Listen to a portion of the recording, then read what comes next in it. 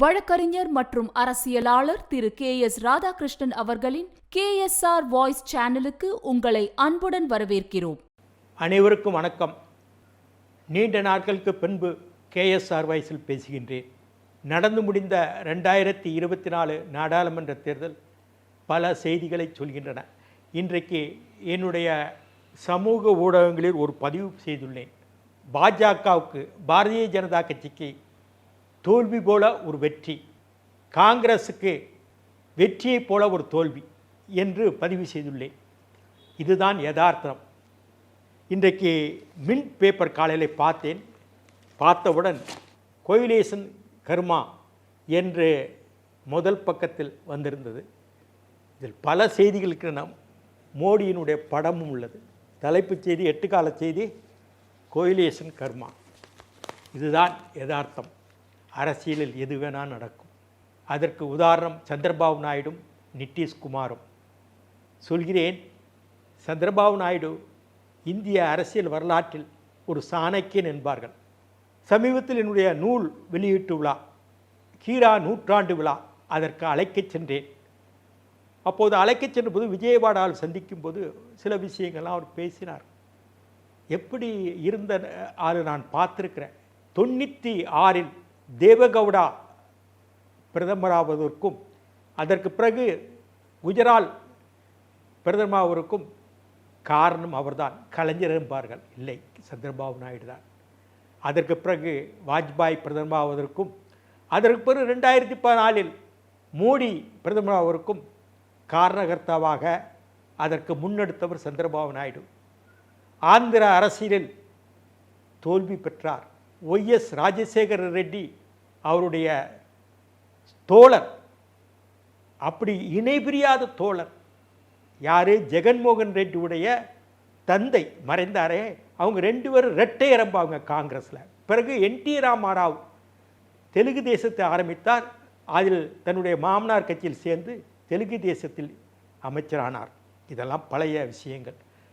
அவர் OSR Jagan முதலமைச்சர் ஆன பிறகு அவர் அவ்வளோ வருத்தப்பட்டது உண்டு. இந்த பையன், இவங்க அப்பா காலத்தில் சின்ன பையனாக இருந்தவன், சாக்லேட்டெல்லாம் வாங்கி கொடுத்த இந்த பையன் என்னை ஜெயிலில் வச்சுட்டான். சின்ன சின்ன விஷயங்கள் ஜெயிலில் வச்சுட்டான். ஒரு மரியாதை இல்லாமல் என்னுடைய சட்டமன்றத்தில் பேசினார். ஒரு வயது கூட மரியாதை. அப்படி வேதனைப்பட்டார், புழுங்கினார், சிறைக்கு சென்றார்.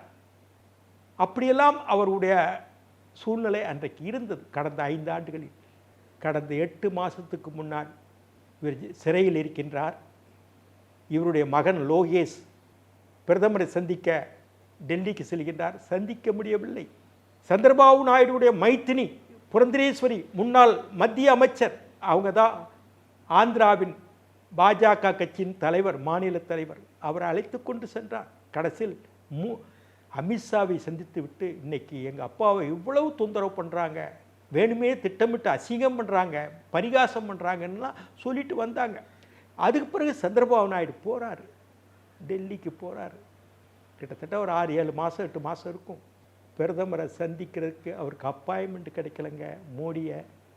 ஆனால் இன்னைக்கு பிரதமர் அலுவலகத்திலேருந்து தொலைபேசி மேலே தொலைபேசி, பிரதமர் அலுவலகம் சந்திரபாபு நாயுடு எப்போ வருவார் என்று அந்த கதவுகள் திறந்துள்ளன. அரசியலில் எதுவும் நடக்கும், எப்படி வேணால் மாறும் காலம். வெற்றி என்ற மமதை அந்த 5 வருஷம்தான். அதனால் அரசியலில் பாடங்கள் எது வேணால் எல்லாருக்கும் ஒரு காலம் வரும். நமக்கு வந்துருச்சு, நம்ம தான் நிரந்தரம் என்று நினைக்காதங்க. அதுக்கு பாடம் சந்திரபாபு நாயுடு. அது மாதிரி நிதிஷ்குமார் கடந்த முறை இந்தியா கூட்டணியில் பீகாரில் ஆட்சியை செய்தார். திடீரென்று லல்லு பிரசாத் யாதவுக்கும் அவருடைய புதல்வர் தேஜஸ்க்கும் சரியாக ஒத்துவரவில்லை. திடீரென்று மாறுகின்றார்.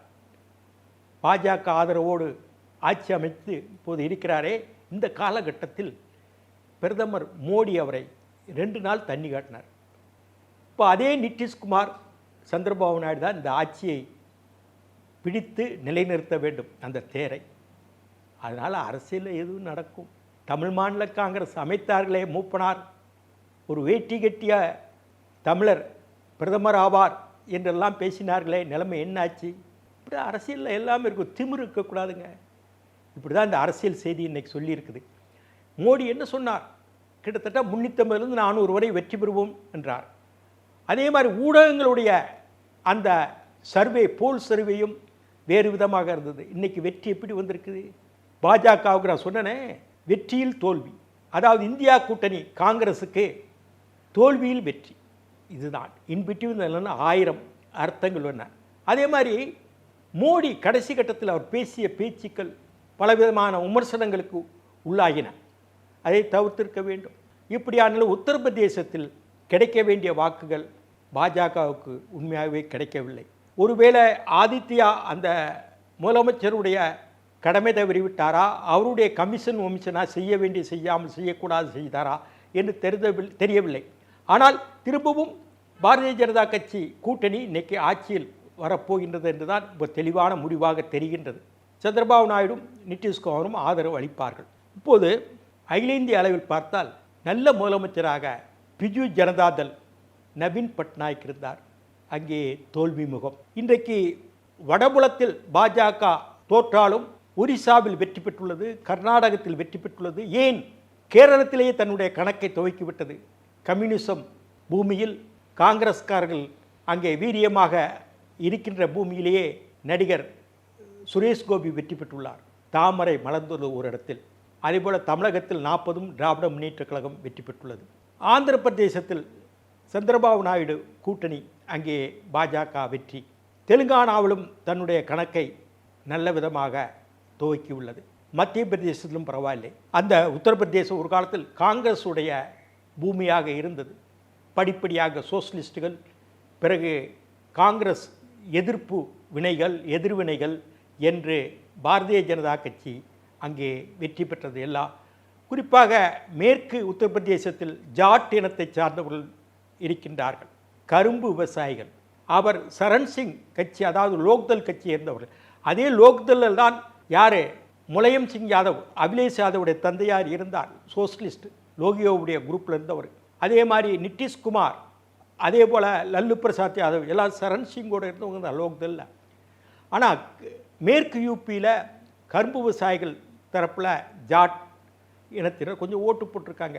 ராஜபுட்ஸ் என்று சொல்லப்பட்ட ராஜபுத்திரர்கள் பாரதிய ஜனதா கட்சிக்கு எதிராக இருந்திருக்கிறார்கள். அதே மாதிரி பீகாரில் நிதிஷ்குமாரின் கூட்டணியில் இருந்ததால் கொஞ்சம் அங்கே வெற்றி கிடைத்துள்ளது. அதே மாதிரி உங்களை பார்த்தால் கிழக்கு பகுதி, வடகிழக்கு மாநிலங்களான நாகாலாந்து, அஸ்ஸாம், திரிபுரா, மணிப்பூர் இப்படியெல்லாம் இருக்கின்றதே, அருணாச்சல பிரதேசம், அங்கேயும் அங்காங்கு ஒரு சில இடங்களில் வெற்றி பெற்றுள்ளார். காங்கிரஸ் கொஞ்சம் வெற்றி பெற்றுள்ளது. அதே மாதிரி பார்த்தா வேடிக்கை பாருங்கள், உமர் அப்துல்லா, ஃபாரூக் அப்துல்லாவுடைய புதல்வர் 50,000 ஓட்டில் தோற்றுருக்காருங்க. யார்கிட்ட தோற்றுருக்கார்? ஒரு சுயேட்சை பாரமுல்லாவில் தோற்றுருக்கிறார். அவர் யாருன்னா ஒரு தீவிரவாதி, சுயேட்சையிட தோற்றுருக்கிறார். ஃபாரூக் அப்துல்லா குடும்பம் இன்றைக்கு தோல்வி முகத்தில் இருந்து 370 பிரிவு 370 நீக்கிறது தப்பு என்று போராடி வருகிறார்கள். அப்படி இருந்தும் உமர் அப்துல்லா வெற்றி பெற முடியலை. முப்தி முகமது சையத்துடைய புதல்வி மெஹபூபாயும் தோல்விதான். இவங்கெல்லாம் 2 தலைவர்கள், முக்கிய தலைவர்கள். அதே மாதிரி உங்களுக்கு தெரியும், பஞ்சாப், ஹரியானா போன்ற இடங்களிலும் ஆங்காங்கு ஒரு சில இடங்கள் வெற்றி பெற்றுள்ளார்கள். இப்போது கெஜ்ரிவால் வந்தாரே, அவருடைய கட்சியை தோல்வி முகத்தில் தான் இருக்குது, பெரிய வெற்றி காணலை. இப்படியான ஒரு வித்தியாசமான கலவையான ஒரு சூழல் அகில இந்திய அரசியலில் நடந்துள்ளது. நிச்சயமாக மோடி தலைமையில் 3வது தடவையாக, 3வது முறையாக ஒரு கூட்டணி அரசாங்கம் அங்கே அமையும். எப்படி வாஜ்பாய் காலத்தில் அமைந்ததோ அது மாதிரி அமையும். அதே மாதிரி உங்களுக்கு தெரியும், இந்தியா கூட்டணியிலிருந்து அழைப்பு வந்திருக்குது. பவார் பேசினாரே சந்திரபாபு நாயுடு கிட்ட, நிதிஷ்குமார்கிட்ட பேசினாரே என்று செய்திகள் வந்துள்ளன. எனக்கு தெரிந்தவரை தகவல் சந்திரபாபு நாயுடு உறுதியாக மோடியை ஆதரிப்பார் என்று தான் சொல்கிறார்கள். நிதிஷ்குமார் அப்படி தான். ஏன்னா சந்திரபாபு நாயுடு காங்கிரஸ் கூட்டணியில் ரொம்ப கஷ்டப்பட்டுட்டார். ஏன்னா மோடி கூட்டணியில் தான் இருந்தார் 2014. இந்த இடத்துல ஒன்று பதிவு பண்ணுறேங்க, இன்றைக்கி நிதியமைச்சர் நிர்மலா சீதாராமன் இருக்கின்றாரே, முதல் தடவை நிதியமைச்சர் ஆகிறார். அவர் ஆந்திராவிலேருந்து ராஜ்யசபாவுக்கு போகணும், வெற்றி பெறணும். சந்திரபாபு நாயுடு ஆட்சி அன்றைக்கு இருக்கின்றது. நான் டெல்லியில் இருக்கின்றேன். மோடியை பார்த்துவிட்டு சந்திரபாபு நாயுடு காரில் ஏறி கிளம்பி விட்டார். கார் அப்படியே மூவ் ஆகி புறப்பட்டுச்சு. இந்த அம்மையார் சந்திரபாபு நாயுடை பார்க்கணும் அந்த காருக்கு பின்னாடி ஓடினாங்க நிர்மலா சீதாராமன். அப்படிப்பட்ட சந்திரபாபு நாயுடு அவர். இப்படியான நிலையில் சந்திரபாபு நாயுடு ஆதரிப்பார் என்ற நிலைப்பாடு தான் இருக்கின்றது. நிதிஷ்குமார் ஆதரிப்பார். இந்த நிலையில் கிட்டத்தட்ட அந்த கூட்டணியில் இனி ஒரு 18 பேர் சுயேட்சைகள் இருக்கிறாங்க, அவங்களும் ஆதரவு தெரிவிப்பாங்கங்கிறாங்க. கிட்டத்தட்ட 300-305 வந்தாச்சுன்னா அவங்க ஆட்சி அமைச்சிருவாங்க. ஆனால் எளிதான ஆட்சியாக கடந்த 2 முறை இருந்த ஆட்சியாக இது அமையாது. நாடாளுமன்றத்தில் எந்த திருத்தங்களும் கொண்டு வந்தாலும் உரிய மெஜாரிட்டி வேண்டும். அந்த எண்ணிக்கை மோடி கூட்டணி ஆட்சியில் இருக்காது. இந்த மாதிரி பல்வேறு பிரச்சனைகள் உள்ளன. மோடி ஆட்சி ஒரு காலம் நீடித்தாலும் நீடிக்கலாம் 5 ஆண்டுகள். இல்லை என்றால் 77 நடந்ததே ஜனதா ஆட்சி மொராஜி தலைமையில், அதுபோல் பிறகு 1 மாதம் சரண் சிங் ஆட்சி நடந்தது. அவர் நாடாளுமன்றத்துக்கு வராமையே பிரதமராக இருந்து ராஜினாமா செய்துவிட்டார் சரண் சிங். அதற்கு பிறகு பார்த்தால் விபி சிங் 1 வருஷம் இருந்தார். ஜனதாதள அரசாங்கம் 1 வருஷம் தான் இருந்தாங்க. நம்பிக்கை ஓட்டு கோரி அவரும் ராஜினாமா பண்ணிட்டு போயிட்டார் விபி சிங். அதற்கு பிறகு சந்திரசேகர் 1 மாதம் 2 மாதம் இருந்தார். அப்போது ராஜீவ் படுகொலை நடந்தது. பிறகு 96 தேர்தல் உங்களுக்கு தெரியும். தேவகோடா யார் சந்திரபாபு நாயுடுனால அன்னைக்கு பிரதமரானார். பிறகு அதே காலத்தில் தேவகோடாவை மாற்றி ஐக்கிய குஜரால் பிரதமரானார். இப்படியான சூழ்நிலை இந்த மாதிரி ஒரு 4-5 அரசுகள் அமைந்தன மத்தியில். 77 அதே மாதிரி 89-90 அதே மாதிரி உங்களுக்கு தெரிஞ்சால் 91 காலகட்டத்தில், பிறகு 96-98 வரை இந்த காலத்தில் பல்வேறு கட்சிகளை சேர்ந்த அரசாங்கங்கள் அமைந்தும் அது குறுகிய காலத்தில் சென்று விட்டது. அதுபோல் ஆனாலும் ஆகலாம். இதில் ஒன்று சொல்லிக்கிற 2026 இங்கே சட்டமன்ற தேர்தல், இங்கே தமிழகத்தில், அதோடு சேர்ந்து நாடாளுமன்ற தேர்தல் வரலாம். இந்த நாடாளுமன்றம் கலைக்கப்படலாம். அதோடு சேர்த்து 2026 ஒரே நாடு ஒரே தேசம் ஒரே தேர்தல்னு சொன்னார். அது மாதிரி ரெண்டுமே சந்திக்கக்கூடிய வாய்ப்பு தமிழ்நாட்டு மக்களுக்கு கிடைத்தாலும் கிடைக்கலாம். இப்படியான அகில இந்திய அரசியல். இப்போது பட்நாயக் என்ன செய்ய போகிறார்? அவருக்கு வயதாகிவிட்டது என்கிறார்கள், நினைவாற்றல் இல்லை என்கிறார்கள். அது ஒரு கேள்விக்குறியாக அகில இந்திய அரசியல் இருக்கின்றது. அதே மாதிரி நிதிஷ்குமார் ஆதரிக்கின்றார். பீகாரில் அரசியல் எப்படி இருக்கும் என்று தெரியவில்லை. வலுவான 2 சக்திகள் அங்கே இருக்கின்றன, நிதிஷ்குமாரும் லல்லு பிரசாத் யாதவுடைய ஆர்ஜேடி. அதே மாதிரி உத்தரப்பிரதேசத்தில் எப்படி ஆகும்? உத்தரப்பிரதேசத்தில் என்ன சொன்னாங்க? மோடி இடஒதுக்கீடை எடுத்து விடுவார், இஸ்லாமியருக்கு பாதுகாப்பு இல்லை என்றெல்லாம் பேசுகிறார்கள். அப்படியான நிலையில் உத்தரப்பிரதேசனுடைய அரசியல் எதிர்காலத்தில் என்ன நடக்கும்? இந்த இடத்தில் ஒன்று பதிவு செய்ய வேண்டும். ஸ்மிருதி இரானி தோத்துட்டாங்க. நல்லா பார்லிமெண்ட்டில் பேசி தன்னுடைய பேரை இந்தியா லெவலில் பிரபலியம். அதே மாதிரி எனக்கு தெரிஞ்ச ஒரு நண்பர் இருக்கிறார், யூபியில் அமைச்சராக இருக்கிறார், டெக்னிக்கல் எஜுகேஷன் மினிஸ்டர். அவருடைய மனைவி அனுப்பிரியா பட்டேல் வெற்றி பெற்றிருக்காங்க. அப்னாதல் அவங்க பாரதிய ஜனதா கூட்டணியில் இருக்கிறாங்க, மிர்சாப்பூரில், வாரணாசி பக்கத்தில். இப்படியெல்லாம் சில செய்திகள்.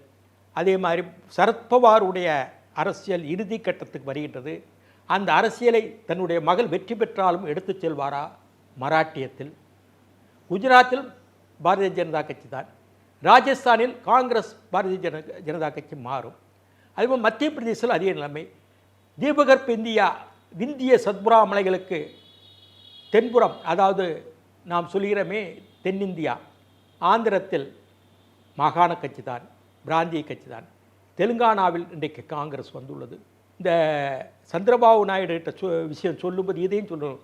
சந்திரசேகர் ராவ் யாரும் இல்லைங்க, சந்திரபாபு நாயுடு வளர்த்து விட்டவர் தான் சந்திரசேகர் ராவ். அவர் தான் இன்றைக்கி முதல்வராக இருந்தாரே அவர். சந்திரபாபு நாயுடுகிட்டேருந்து வந்தவங்க தான் பல பேர் ஆந்திரா அரசியலில் இருக்கிறாங்க. முத்துகிருஷ்ண நாயுடு, பல பேர். அவர் தான் ஆசான். ஆனால் அவருக்கு எதிராக திரும்பினவங்க. அதே மாதிரி உங்களுக்கு தெரியும், அங்கே கர்நாடகத்தில் காங்கிரஸ் ஆட்சி நடந்தாலும் இன்றைக்கு பிஜேபி அங்கே அதிகமாக வெற்றி பெற்றுள்ளது, அதிகமான இடங்களில். அங்கே ஏற்கனவே துணை முதல்வராக இருக்கின்ற சிவகுமாருக்கும் முதல்வர் சித்தராமையாவுக்கும் ஒரு மௌனமான சண்டைகளும் போட்டிகளும் இருக்கின்றன. அது எந்த அளவு செல்லும் என்பது இனி வருகின்ற நாள் தான் பதில் சொல்லும். அதே மாதிரி கேரளத்தில் இந்துக்கள் ஒன்றாக திரண்டு விட்டனர். அதற்குடைய அடையாளம் தான் திருச்சூரில் சுரேஷ் கோபி வெற்றி பெற்றுள்ளார். தமிழ்நாட்டு 2026 தேர்தல் எப்படி அமையும் என்று சொல்ல முடியாது. என்ற நிலைமை.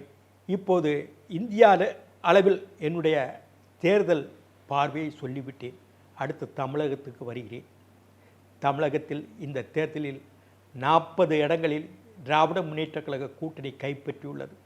விருதுநகர் தொகுதியில் கூட கடைசி கட்டத்தில் போராடி வெற்றி பெற்றார்கள் காங்கிரஸ். எல்லா இடத்திலும் பணப்பட்டுவாடா, மறுக்க முடியுமா? ஆளுங்கட்சி, அதுபோக அதிமுக 2-3 பிரிவாக பிரிந்து விட்டது. சரியான வேட்பாளர்களை அதிமுக தேர்ந்தெடுக்கவில்லை. எனக்கே நல்லா தெரியும். யார் பணம் இருக்காங்களோ நேவனா நில்லு அப்படிதான் டிக்கெட் கொடுத்தாங்க அதிமுகவில். அந்த வட்டாரத்தில் பணம் ஒரு பக்கம் இருந்தாலும் கூட அந்த வட்டாரத்தில் இவர் யார், இவர் நல்லவர், இவர் வரணும்னு ஒரு தெரிஞ்சிருக்கணும் இல்லையா? அடையாளம் தெரியாத யார் வேணாலும் டிக்கெட் கொடுத்தாங்க. அது மாதிரி திமுகவில் அப்படி தான் கொடுப்பாங்க. நீங்கள் உழைக்க வேண்டாம் கட்சிக்கு, அது பின்னாடி வரேன். அதே மாதிரி பாரதிய ஜனதா கட்சி பல தவறுகள் நடந்துள்ளன. தவறுனா வேறு மாதிரி ஊழல் சொல்லலை. பாரதிய ஜனதா கட்சி சரியாக ஹோம் ஒர்க் செய்யலை. ஏன் தூத்துக்குடியில், ஸ்ரீபெரும்புதூரில், சிவகங்கையில் ஒரு வலுவான வேட்பாளரை நீங்கள் போட்டியிட வாய்ப்பு தரவில்லை? பாரதிய ஜனதா கட்சி தமிழிசைக்கு வாய்ப்பு கொடுத்திருந்தால் வடசென்னையில் கொடுத்துருக்கலாம், திருநெல்வேலியில் கொடுத்துருக்கலாம். பாரதிய ஜனதா கட்சி ஓ பன்னீர்செல்வத்தை ராமநாதபுரத்தில் போட்டியிட வாய்ப்பு கொடுத்ததற்கு தேனியில் கொடுத்துருக்கலாம். திருநெல்வேலியில் போட்டியிட்ட நயினார் நாகேந்திரன் ஏற்கனவே போட்டியிட்ட ராமநாதபுரத்தில் நின்றிருந்தால் வெற்றி பெற்றிருப்பார். தமிழிசை கூட வடசென்னை வேண்டாம், திருநெல்வேலியில் கூட கொடுத்துருக்கலாம். அதே போல் டிடிவி தினகரனை தஞ்சாவூரில் போட்டியிட வாய்ப்பு கொடுத்துருக்கணும். இது அண்ணாமலை நினைக்கவில்லை. அண்ணாமலை என்னென்னா எல்லாருக்கும் என்னங்க எல்லாம் முட்டாப்பைங்க, நம்ம என்ன நினைக்கிறாரு, நம்ம என்ன சொல்ல முடியும்? ஒரு நல்ல நண்பர் தான், அது வேறு விஷயம். ஏன்னா அவர் யதார்த்தத்துக்கு வரணும். நான் ஒன்று சொல்கிறேங்க, என்னுடைய மக்கள் என்று போனார், யாத்திரைக்கு போனார், பெரிய விஷயம். பாஜகவினுடைய அடையாளத்தையும் தாமரையும் தமிழ்நாடு முழுவதும் பதிவிட்டார். கிட்டத்தட்ட ஒரு 6-8 மாதம் அவர் அவ்வளோ கஷ்டப்பட்டு தமிழ்நாடு முழுவதும் பிரயாணம் பண்ணார். அது சாதாரண விஷயம் இல்லை, பெரிய விஷயம். அதுக்கான தியாகம் பெரிய தியாகம், அது மறுக்க முடியாது. ஆனால் ஒன்று அண்ணாமலைக்கு சொல்லிக்கிறேன், கொஞ்சம் பின்னாடி வாங்க, எங்களை மாதிரி ஆட்கிட்ட கொஞ்சம் கேளுங்க. 89 தேர்தல் நடந்தது, திராவிட முன்னேற்ற கழகம் வெற்றி பெற்றது. நான் கூட கோவில்பட்டியில் போட்டியிட்டேன். என் தொகுதியில் அன்றைக்கி கைச்சின்ன நிற்கலை, ரெட்டப்புறா நிற்கலை, சேவல் நிற்கலை. அதாவது ஜெயலலிதா சார்பில் நிற்கலை, ஜானகி சார்பில் நிற்கலை. நேரடியாக எனக்கும் மூத்த அரசியல் தலைவர், கம்யூனிஸ்ட் கட்சி தலைவர் அழகிரிசாமிக்கும் போட்டி முதலோடு நிற்கிறேன். தமிழ்நாட்டில் எல்லா தொகுதியிலையும் ஜெயலலிதா கட்சி, ஜானகி கட்சி, கை சின்னம் காங்கிரஸ். என் தொகுதியில் மட்டும் 234 தொகுதியில் என் தொகுதியில் மட்டும் இந்த 3 சின்னங்கள் இல்லை. அந்த 3 சின்னங்களையும் தான் நான் அன்றைக்கி வெற்றி பெற்றிருப்பேன். இவங்க ஒரு 5000, அவங்க 5, கை சின்னம் ஒரு 12,000 ஓட்டு வித்தியாசத்தில் வெற்றி பெற்றிருப்பேன். இப்போது இது எதுக்கு சொல்ல வரேன்னா, அந்த 89 தேர்தல் இல்லை, எப்படியாவது காங்கிரஸ் ஆட்சியை பிடிக்கணும். எம்ஜிஆர் இறந்துட்டார், ஆட்சியை பிடிக்கணும். அன்றைக்கு ராஜீவ்காந்தி பிரதமர், 67 ஆட்சி போயிடுச்சு. மறுபடியும் 89 ஆட்சிக்கு வரணும்னு ஒரு முடிவெடுத்தாங்க காங்கிரஸ். ஜானகி ஜெயலலிதா நீ சட்டமன்றத்தில் நின்று சட்டமன்றத்தில் ஓட்டுக்கு ஆதரிக்கிறோன்னு முதல்ல சொல்லிவிட்டு ஜானகிக்கு ஆதரவு கொடுக்காம சட்டமன்றத்தை கலைச்சாங்க இல்லையா? குரானா நம்ம இவர் கவர்னராக இருந்தார், எம்ஜிஆர் இருக்கவுன்னு. பிறகு தேர்தல் வருது. தேர்தல் வர்றதுக்கு கவர்னர் ஆட்சி நடக்குது. கவர்னர் ஆட்சி நடக்கும்போது ராஜீவ் காந்தி, சோனியா காந்தி இவங்க 2 பேரும் மாருதி ஜிப்சி, ஏசி இல்லை ஜிப்சி ஜீப்பில் இவரே டிரைவ் பண்ண, இவரே காரை ஓட்ட, யார்? ராஜீவ். சோனியா முன் சீட்டில் உட்காந்துக்கிட தமிழ்நாடு முழுவதும் சுற்றுப்பயணம் செஞ்சாங்க. 40 முறை சுற்றுப்பயணம் மேற்கொண்டார். யார்? ராஜீவ்காந்தி பிரதமர். டீ கடையில், சாதாரண டீ கடையில் டீ சாப்பிட, தேநீர் சாப்பிட, ரோட்டு ஓரத்தில் நிற்கின்ற பதநீரை சாப்பிட, இளநீரை சாப்பிட, நுங்கு சாப்பிட, ஒரு சாதாரண குடிசை வாழ் மக்கள்கிட்ட போய் வீட்டில் போய் சாப்பிட, அது மாதிரி பள்ளி மாணவர்களை பள்ளியை விட்டு திரும்பும்போது சைக்கிளில் நிப்பாட்டி அவரோட உரையாட, இப்படியெல்லாம் காட்சிகள் அன்றைக்கு அமைந்தன. அன்றைக்கு தொலைக்காட்சிகள், தனியார் தொலைக்காட்சிகள்லாம் வரல, தூர்தர்ஷன் தான் வந்தது. கருப்பையா மூப்பனார் அகில இந்திய காங்கிரஸின் பொதுச் செயலாளர், அவரை பணியை பெரிய பொறுப்பில் இருந்தவரை தமிழ்நாடு காங்கிரஸ் கமிட்டி தலைவராகவும் நியமித்தார்கள். எப்படியா வெற்றி பெறணும். ஆட்சிக்கு வரவில்லை. தமிழ்நாடு முழுவதும் சுற்றுப்பயணம் 40 முறை வந்தார் ராஜீவ்காந்தி. 67க்கு பிறகு காங்கிரஸ் ஆட்சி அமைய வேண்டும் என்று வெற்றி பெற முடியவில்லை. இதற்கு பிறகு நானே சம்பந்தப்பட்டிருக்கேன். 93 மறுமலர்ச்சி திமுக துவக்கப்பட்டது. துவக்கிய தலைவர்கள் ஃபவுண்டிங் லீடர்ஸில் நான் ஒன்று யாரும் மறுக்க முடியாது. ஒரு 10-20 பேரில் 10-12 பேரில் நானும் ஒருத்தன். அந்த மினிட்டில் முதல்ல கையெழுத்து போட்டல் நானும் ஒருத்தன். அது வைகோவே இன்றைக்கி இருக்கிறார். அன்றைக்கி வைகோபாலசாமி அவர் பேர். நாங்கள் திட்டமிட்டோம். அன்றைக்கு ஜெயலலிதா ஆட்சி ஊழல் ராணி, டான்சி ராணி என்று பெயரிட்டதே நாங்கள் தான். கன்னியாகுமரி குமரி முனையிலிருந்து நடைபயணமாக நடந்தே வரணும். ராஜீவ்காந்தியாவது இதில் போனார், ஜிப்சி ஜீப்பில் போனார். இவர் நடந்தே வந்தார். கேன்வாஸ் ஷூ போட்டு நடந்தே வந்தார். கன்னியாகுமரி கடற்கரை முக்கடல் சங்கமம் காலை நல்லா கழுவிட்டு ஷூ போட்டுட்டு அங்கேருந்து நடந்து திருநெல்வேலி, விருதுநகர், மதுரை, திண்டுக்கல், பழனி, உடுமலைப்பேட்டை, பொள்ளாச்சி, கோயம்புத்தூர், திருப்பூர், ஈரோடு, சேலம், அப்படியே உளுந்தூர்பேட்டை, விழுப்புரம், சென்னை, இது இப்படி மேற்கு முகமாக வந்தார். தமிழ்நாடு முழு மதுரை, திருச்சி வழியாக வரல. ஊழல் ஜெயலலிதாவை தண்டிக்கப்பட வேண்டும். இல் காட்டன் மணி, ஊழலில் சம்பாதித்த பணத்தை திரும்ப பெற வேண்டும் என்ற ஒரு கோஷத்தோடு வந்தார். அன்றைக்கு எங்களுக்கும் கலைஞருக்கு தான் பிரச்சனை. வாரிசு அரசியல் கூடாது என்று 6 பேர் தீக்குளித்து வெளியே வந்தார்கள். ஆனால் கலைஞரை பற்றி நாங்கள் ஒன்றுமே பேசல. ஜெயலலிதா ஆட்சியை பற்றி தான் பேசுகிறோம். சென்னையில் மாபெரும் பொதுக்கூட்டம், சேனாய் நகரில் அவ்வளவு கூட்டம். ஒவ்வொரு கூட்டமும் பேரணிகள் மாதிரி நடந்தன.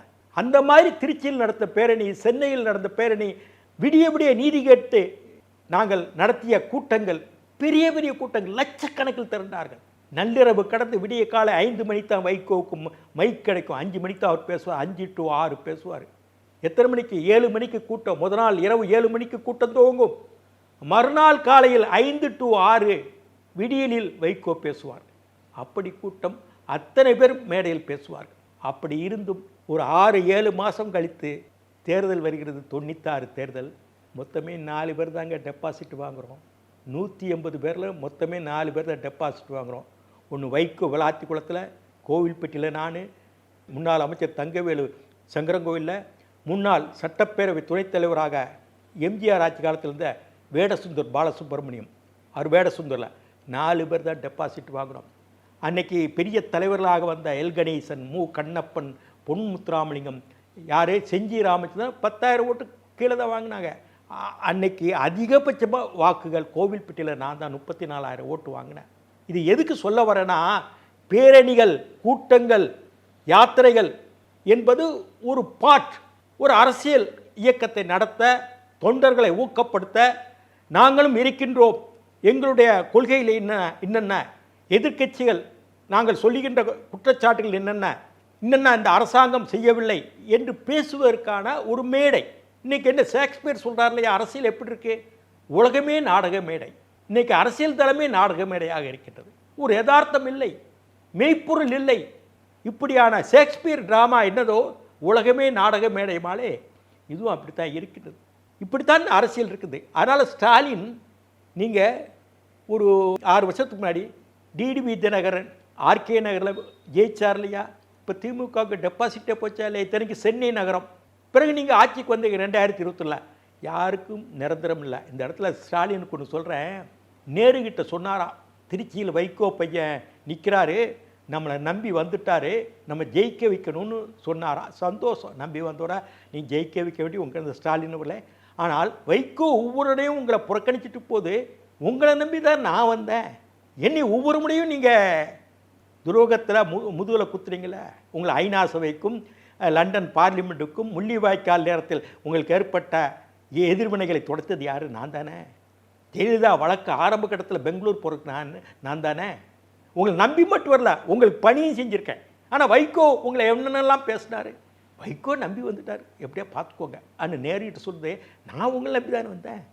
நம்பி வந்து எவ்வளோ வேலை பார்த்துருக்கேன். எனக்கு என்ன பண்ணீங்க? கலைஞர் என்ன சொன்னார்? 3 தடவை என்கிட்ட 3 தடவை முக்கிட்டார்.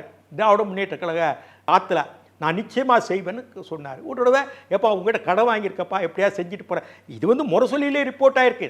3 தடவை முக்கிட்டு இந்த தடவை ராதாவுக்கு நான் ஏதாவது பண்ணுவேன்னு சொன்னார் கலைஞர். அறிவாலயத்திலேயே கூட்டத்துக்கு மத்தியில் சொன்னார். அதே மாதிரி தனியாக இருக்கும்போது உங்ககிட்ட கடன் வாங்கியிருக்கிறேன், அந்த கடனை தீர்த்துட்டு போவோம்ப்பான்னாரு. தீர்த்தாரா? இதெல்லாம் ஸ்டாலின் தெரியாதா? இதை உதயநிதிக்கு தெரியாமல் இருக்கலாம். நம்பி வந்துட்டாராம், எப்படியா ஜெயிக்குவீங்க. இதே ஆள் தானே உங்களுக்கு எடுத்தாங்க. ஆனால் ஸ்டாலின் வெற்றி பெற்றார். எந்த வைகோ வைராக்கியத்தோடு போனாரோ அந்த வைகோவை மட்டம் தட்டி அதோடைய வீரியத்தை கெடுத்து அதை வெற்றி கண்டார் ஸ்டாலின். வைகோ தோற்று விட்டார் ஸ்டாலினம். என்ன எப்படியோ கடைசியில் ஒரு சீட்டாவது வாங்கி திமுக தேவையில் ஜெயிக்க வேண்டிய நிலைக்கு வந்தால் என்ன பேசுகிற பேச்செல்லாம் 90ல் இதில் பேசுகிற பேச்செல்லாம் என்ன இப்படி தான் தமிழ்நாடு அரசியலில் இப்போ 40 சீட்டு ஜெயிச்சிருக்காங்கன்னு வைங்க. இந்த 40 நிரந்தரம் அல்ல. இந்த தேர்தல் என்பது கிராமப்புறத்தில் சொல்லுவாங்க அறப்பரீட்சை, ஹாஃப் இயர்லி எக்ஸாம். இனி வர்றது அனுவல் எக்ஸாம் தான். 2026 நடிகர் விஜய் களத்துக்கு வருகின்றார். முதல் தடவையாக வருகின்றார். அவர் மீது குற்றச்சாட்டுகள் அல்ல, அவருக்கு மைனாரிட்டி ஓட்டும் கிடைக்கும், இளைஞர்கள் ஓட்டும் கிடைக்கும். களம் எளிதல்ல ஸ்டாலின் அவர்களே. கணக்குகள் நேர்படுத்தப்படும். எங்களை போன்ற நல்ல உள்ளங்களை எல்லாம் புண்படுத்தி விட்டீர்கள்.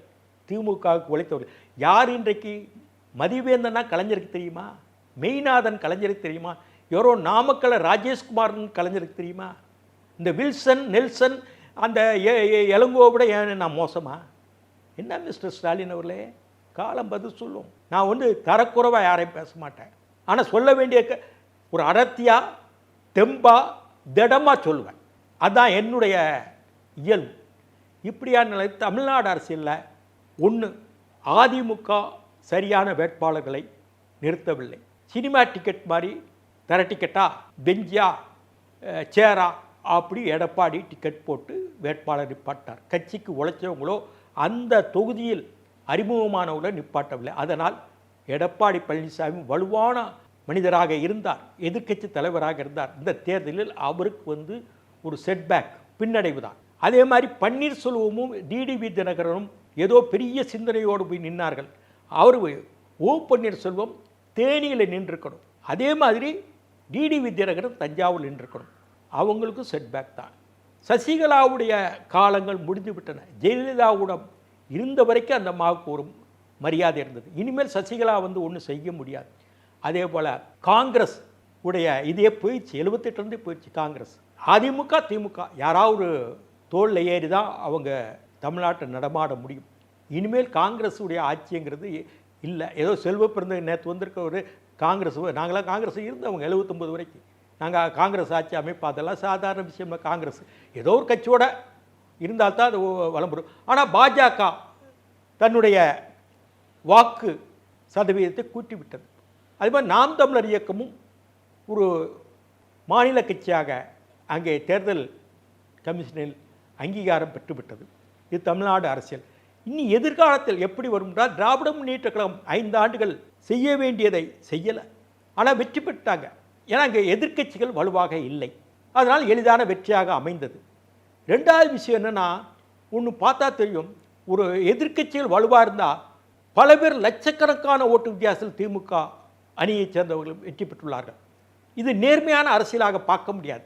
ஒரு எதிரி இருந்தால்தான் ஒரு பலமான வெற்றி பெற்றவன் இருக்க முடியும். இங்கே எதிரிகளே இல்லை என்றால் அர்த்தம். ஆனால் பாரதிய ஜனதா கட்சி தன்னுடைய வாக்கு சதவீதத்தை கூட்டியுள்ளது, அது மறுக்கவில்லை. அது அண்ணாமலையால் வந்தது.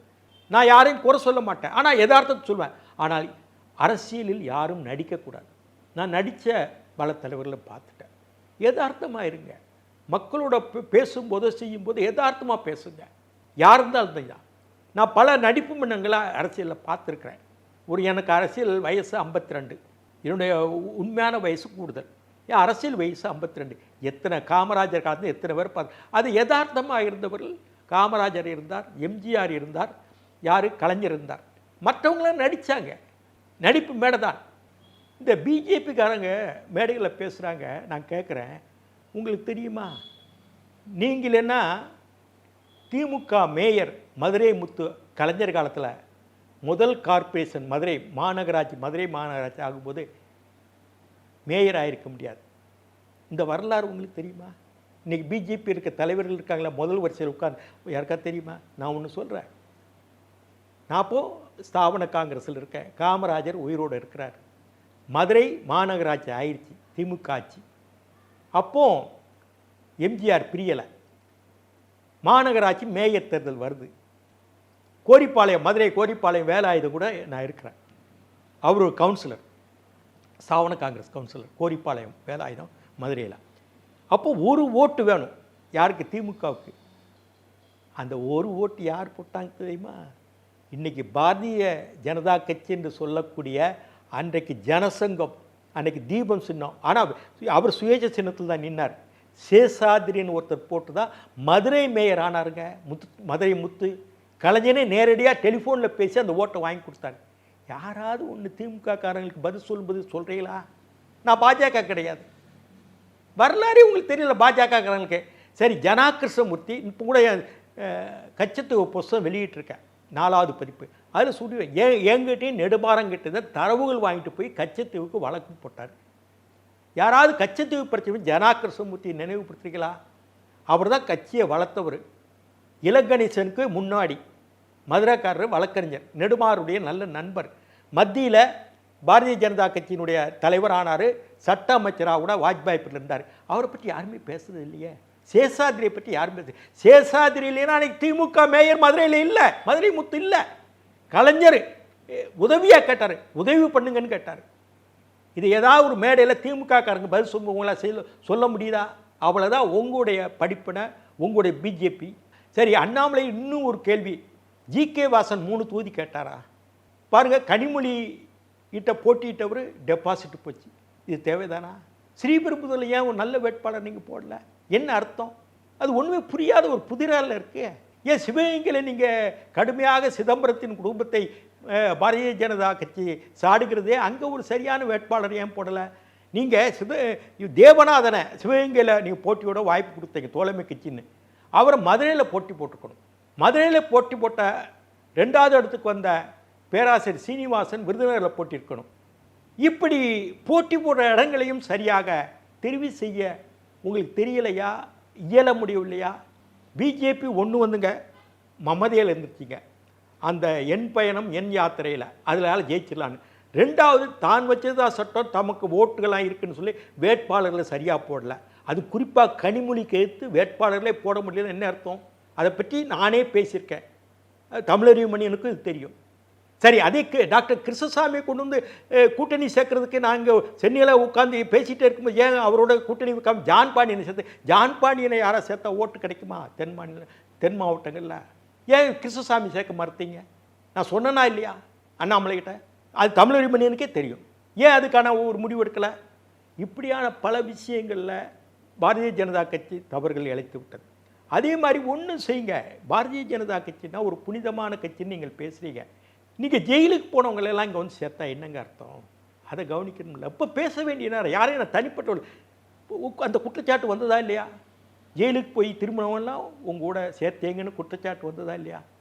சரி, நீங்கள் கொடுத்த பணத்தை அந்த தேர்தல் செலவுக்கு ஓட்டுக்கு பணம் கொடுக்கல, அது நல்லா தெரியும். அது ஏன் முறையாக அது கண்காணிக்க வேண்டாமா? ஒரு அரசியல் கட்சி தலைவர்னா, நான் பல தேர்தலை சந்தித்தவன், தலைமை இடத்துலேருந்து தேர்தல் வேலையும் பார்த்தவன், தொகுதிகள் ஒதுக்கி எனக்கு தேர்தல் வேலையும் பார்த்தவன், வேட்பாளராகவும் இருந்திருக்கவன், அதே மாதிரி வேட்பாளருடைய ஏஜென்ட் முகவராகவும் இருந்திருக்கேன். எனக்கு தெரியும் தேர்தலுடைய ஜாகிரபி, ஹிஸ்ட்ரி, சயின்ஸ் 3மே தெரியும் எனக்கு. என்னை ஒன்றும் இல்லாமல் இந்த கோபால்சாமி 2001லேருந்து 2023 ஒன்றும் இல்லாமல் என்னை பண்ணிட்டார், அவ்வளோதான். நான் எவ்வளவோ ஓடி ஆடி திரிஞ்சிருக்க வேண்டியவன். கலைஞரும் கோபால்சாமி வைகோவுடைய அரசியல் சதுரங்கத்தில் என்னுடைய அரசியல் வீணாச்சு, அவ்வளோதான். அது ஸ்டாலின் என்னமோ ஸ்டாலின் என்னை கண்டா காண்டு பிடிக்கலை, அவர் வீட்டில் ஏதோ பணத்தை தூக்கிட்டு வந்துட்டுன்னு நினக்கிறாரு. என்னமோ அவங்க வீட்டுக்காரங்களுக்கு எனக்கு சரியாக வரல, அது வேறு விஷயம். நீ உங்களுக்கு பிடிக்கலை, எனக்கு என்ன? நான் அதையெல்லாம் தாண்டினவன், நான் பிரபாகரை உணர்ந்தவன், காமராஜரை பார்த்தவன் எல்லாம் சாதா. உங்களுக்கு வேணால் பதவி வேணும், உங்களுக்கு உயிராக இருக்க எனக்கு பதவியெல்லாம் கால் தூசிச்சோம். செருப்பு இருந்தால் செருப்பு மாதிரி கழட்டி போனால் கழட்டி போட்டு போவேன், அப்படி தான். பதவி இல்லாமையே அடுத்த வருஷம் நான் இருந்திருக்கேன். 53 ஏதாவது ஒரு பதவிக்கு வந்திருக்கேனா? இன்றைக்கி நான் அரசியல் 4 பேரால் பேசப்படுகிறேன். எந்த பதவியில் இல்லையே, எல்லாம் முதுகில் குத்துறாங்க. ஒன்று வந்து எலெக்ஷன்னா சரியான கூட்டணி அமையாது, அப்படியே வெற்றி பெற வாய்ப்பு தான் முதுகில் குத்தி பண்ணுவாங்க. ஏன்னா அமைச்சராக நேரத்தை கெடுத்தாங்க. எனக்கெல்லாம் பதவி காலில் இருக்க செருப்புங்க. நான் பெருசாக நான் இன்றைக்கும் 52 வருஷம் அரசியலில் யாராவது தமிழ்நாட்டில் சொன்ன என் பேர் சொன்ன யாருக்கும் தெரியும், தாராளமாக தெரியும். எனக்கு பத்திரிகை எழுதுறதுக்கும் வாய்ப்பு கொடுக்குறாங்க, கட்டுரைகள் எழுதுகிறேன், என்கிட்ட கருத்தும் கேட்குறாங்க. தொலைக்காட்சியிலையும் யூடியூப்லேயும் என்னை பேசணும்னு என் கருத்துக்களை கேட்குறாங்க. இதை விட என்ன அங்கீகாரம் வேணும்? எத்தனை நான் சொல்கிறேன், ராஜேந்திரன் தூத்துக்குடியில் ஒரு மந்திரி இருந்தார், அன்றைக்கி நினைவு இருக்கா? நாகூர் மீரான்னு எங்கள் மாவட்டத்தில் கடலூர் ஒரு மந்திரி இருந்தார். யூசப்னு ஒருத்தர் வள்ளியூரில் ஒரு மந்திரி எங்கள் மாவட்டத்தில் யாருக்கா நினைவு இருக்கா? இந்த KKSSR ராமச்சந்திரன், இந்த பாலாஜி இவங்கெல்லாம் மந்திரியை வச்சுட்டு சம்பாதிக்கிறாங்க, 4 பேருக்கு தீனி போடுறாங்க, அங்கே சாப்பாடு போடுறாங்க. அதை வச்சுட்டு தான் இந்த செல்வாக்கு. செல்வாக்கு என்பது, அரசியல் என்பது கொள்கை ரீதியாக, லட்சிய ரீதியாக, களப்பணி ரீதியாக, அதே மாதிரி புரிதல், அறிதல், வாசித்தல், மக்களை பற்றி அறிதல், மென் மேட்டர் தெரிதல், அதுதான் அரசியல். அரசியல் என்பது வெறும் அரசியல் இல்லை. அரசியலை இன்னும் கொஞ்சம் சொன்னால் பொலிட்டிக்கல் சயின்ஸ் என்பாங்க, பொலிட்டிக்கல் இன்ஜினியரிங் என்பார்கள். இப்போது பொலிட்டிக்கல் என்ன சொல்கிறாங்க, பொலிட்டிக்கல் டெக்னோக்ராட்டுங்கிறாங்க. அந்த மாதிரி அரசியல் வந்துடுச்சு. வெறும் பாலிட்டிக்ஸ் இல்லை, politics with science, politics with human being. அப்படி வந்து அரசியல்னால் அன்னைக்கு ஒரு 50 வருஷத்துக்கு முன்னாடி அரசியல்னா தனியாக சொல்லுவாங்க. இப்போ it is a science, it is a psychology, it is a sociology. அது தெரியாத மூடங்க தானே இன்றைக்கி அரசியலில் தலைவனாக இருக்கான், முதலமைச்சராக இருக்கான், எல்லாம் இருக்காங்க. இந்த அரசியல் என்ன செய்ய முடியும்? காலங்கள் மாறும், நேரங்கள் மாறும். தமிழ்நாட்டு அரசியல் இப்படியே போகாது. எப்படி காங்கிரஸ் ஆட்சி 52லேருந்து 67 வரைக்கும் இருந்ததோ அது மாதிரி இந்த ஆட்சியும் ஒரு காலத்தில் மாறும். ஆஃப் ஃபெயில் எக்ஸாம், அறப்பரீட்சை எழுதியிருக்கிறாங்க தமிழ்நாட்டு மக்கள். முழு பரீட்சை வருது 2020, அப்போ பதில் தெரியும். அதுதான் ராமாயணத்தில் சொல்லப்பட்ட செய்தி, மகாபாரதத்தில் சொல்லப்பட்ட செய்தி, அதே தான் குரானிலும் ஜீசஸ் கிரைஸ்ட் பழைய ஏற்பாட்டில் ஓல்டு டெஸ்ட்மென்ட்லையும் சொன்ன கருத்துக்கள் தான் ஈடுபடும். எதுவும் நிரந்தரமல்ல, அரியாசனை நிரந்தரமல்ல. அரியாசனத்தில் இருக்கும்போது நல்லதை செய்ய வேண்டும், அரியாசனத்தில் இல்லாத போது அரியாசனத்தை நோக்கி கை நீட்டி பேச வேண்டும். அதுதான் அரசியல். அதுதான் சாக்ரட்டிஸ் சொல்லி கொடுத்தது, அதுதான் அரிஸ்டாட்டில் சொல்லி கொடுத்தது, அதுதான் சாணக்கியர் சொல்லி கொடுத்தது, அதுதான் மாக்கியவெளி சொல்லி கொடுத்தது. இந்த அரசியலை புரிந்த ஒரு தமிழ்நாட்டில் யார் இருக்காங்க? ஒருத்தரும் கிடையாது, ஒருத்தரும் கிடையாது. வைகோ அப்படி வருவார்னு எதிர்பார்த்து தூக்கி விட்டோம், அதை விட மோசமாக போயிட்டார். தமிழ்நாட்டில் யாராவது ஒரு லீடர் சொல்லுங்கள், நல்ல லீடர் இல்லையே. பணத்துக்கு ஓட்ட விற்கிறீங்க, இலவசங்களை கொடுக்கீங்க, நாசமாக போகுது. அதனால் இது நிரந்தரமில்ல. ஒரு நேர்மையான ஆட்சி தமிழ்நாட்டில் வரணும், நேர்மையான அரசியல் வரணும். இது காமராஜர், ஓமந்தூரார், குமாரசாமி ராஜா, திமுகவை நிறுவிய அண்ணா ஆட்சி செய்த பூமி. அண்ணா இப்படி நினச்சிருந்தா அந்த திமுகவை கலைச்சிட்டு போயிருப்பார், காந்தி சொன்னாப்புல. இதுதான் இன்றைக்கி தமிழ்நாட்டு அரசியல். தமிழ்நாட்டு அரசியல் 40 தொகுதி திமுக வெற்றி பெற்றாலும் இது நிரந்தரம் அல்ல, எது வேணால் மாறலாம். அதே மாதிரி இன்றைக்கி பாரதிய ஜனதா கட்சி தன்னுடைய வாக்கு வங்கியை பெருக்கிவிட்டது. எடப்பாடி பழனிசாமி சரியான பரிசீலனை இல்லாமல், சரியான ஆய்வு இல்லாமல் யாரோ சொல்கிறத பற்றி போகிறாரு. ஒன்று சொல்கிறேன், எடப்பாடி பழனிசாமியோட யாரோ பேசிட்டு இருந்திருக்காங்க என்னை பற்றி. அவர் யாருன்னு என்னை கேட்டிருக்காரு. இப்போ அப்புறம் தமிழ்நாட்டு அரசியல் எடப்பாடி பழனிசாமிக்கு என்ன தெரியும்? எனக்கு ஜெயலலிதா கேஎஸ்ஆர்னு பேர் வச்சாங்க, எம்ஜிஆர் வக்கீல் சார், அவங்க தலைவன் கூடயே நான் பழகணும், பிரபாகரன் அழைச்சிப்பேன். அப்படி பேசிகிட்டு இருக்கும்போது தினமணி கட்டுற வந்திருக்காங்க, ஆச்சு அவர் யாருங்க அன்னு எடப்பாடி. அப்படிப்பட்ட தலைவர் ஒரு பக்கத்தில், மென்னன் மேட்ரு புரியாது ஸ்டாலின் ஒரு பக்கத்தில். நேற்று வரைக்கும் என்ன பேசுகிறோம், இன்றைக்கி என்ன பேசுகிறோன்னு தெரியாமல் காலில் விழுற வைகோ பக்கத்தில். கம்யூனிஸ்டுகள் கம்யூனிஸ்டுகள் வந்து பாலஸ்தீனத்துக்கு நீங்கள் போராடுங்க, உலகவாதம் பேசுகிறீங்க. அதே மாதிரி இந்த இது முல்லை பெரியாறு, நெய்யாறு, கேரளாவோட ஒரு 12 பிரச்சனைகள், நதிநீர் பிரச்சனை, ஆழியாறு பரம்பிக்குளம், பம்பாறு, பாண்டியாறு புன்னம்புலா, சிறுவாணி, இப்படியெல்லாம் இருக்குல்ல, அமராவதி, சேலந்தி, இந்த இதில் வந்து குறுக்கான கட்டுறாங்க, இப்படி அதே மாதிரி கண்ணகி கோவில், இந்த பிரச்சனைகள்லாம் நீங்கள் பேசலாம் இல்லை. இதுதான் கம்யூனிஸ்ட் நிலைமை. கம்யூனிஸ்ட் ஒரு காலத்தில் எதிர்க்கட்சியாக இருந்தாங்க தமிழ்நாட்டில். இன்றைக்கி பாருங்கள், 2 சீட்டு ஜெயிச்சிருக்கிறாங்க திமுக தேவில். காங்கிரஸ் மாதிரி கம்யூனிஸ்டில் ஆகிட்டாங்க. இதாங்க தமிழ்நாடு அரசியல். இதில் ஒரு பக்கத்தில் மதவாதம், இனவாதம்னு சொல்லி ஓட்டு வாங்குறாங்க, மைனாரிட்டிஸ் ஓட்டை. மைனாரிட்டிஸ் நினைக்கிறாங்க இந்த கட்சி வந்தால் தான் அவங்க பாதுகாப்பு பண்ணாங்க. ஜனநாயக நாட்டில் எல்லாருக்கும் தான் பாதுகாப்பு. ஒரு சிலர் என்னாச்சுங்க, வடுகன், வந்தேரி இவெல்லாம் போகணும், அது அனுப்ப முடியுமா? இப்படி பேசி பேசி டெமிட் பண்ணுறாங்க தமிழ் தேசியம்னு. தமிழ் தேசியம்னா என்ன புரியாது. தமிழ் தேசியம் புரியலை, கம்யூனிஸ்ட் கட்சிக்காரன் கம்யூனிஸ்டும் புரியலை. அதே மாதிரி திராவிட சித்தாந்தம் சொல்கிற விஷயங்கள் அண்ணா என்ன நினைச்சாருன்னு சொல்லி திமுக காரங்களுக்கும் அதிமுகவுக்கும் புரியலை. அதே மாதிரி இப்போ எப்படி அரசியல் தமிழ்நாட்டில் நடத்துகிறோம், இது ஒரு வித்தியாசமான பூமின்னு பாரதிய ஜனதா கட்சிக்கும் தெரியலை. இப்படியான அரசியல் சூழ்நிலை தமிழ்நாடு இருக்குது. விதியை தமிழ் சாதியன்னு நம்ம பேசுகிறோம். காலங்கள் வரும், காலங்கள் மாறும். இது அரையாண்டு தேர்வு, முழு பரீட்சை, அனுவல் எக்ஸாம் 2026. எல்லாருடைய பலங்களும் தெரியும், யார் எப்படி என்று தெரியும். பார்ப்போம் எதிர்காலத்தில். நன்றி, வணக்கம். சுவாரஸ்யமான பல அரசியல் தகவல்களுக்கு இணைந்திருங்கள் KSR வாய்ஸ் சேனலோடு. நன்றி, வணக்கம். KSR வாய்ஸை சப்ஸ்கிரைப் செய்யாதவர்கள் உடனடியாக சப்ஸ்கிரைப் செய்யுங்கள். அருகில் இருக்கும் பெல் பட்டனையும் கிளிக் செய்யுங்கள். நாங்கள் போடும் வீடியோக்கள் உங்களுக்கு உடனுக்குடன் வந்து சேரும்.